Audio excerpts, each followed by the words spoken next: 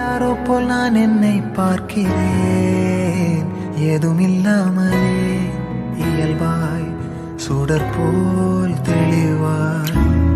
நானே இல்லாத ஆழத்தில் நான் வாழ்கிறேன், கண்ணாடியாய் பிறந்தே காண்கின்ற எல்லாமும் நான் ஆகிறேன். இரு காலின் இடையிலே உரசும் பூனையாய் வாழ்க்கை போதும் அடடா, எதிர்காணும் யாவுமே தீண்ட தூண்டும் அழகா.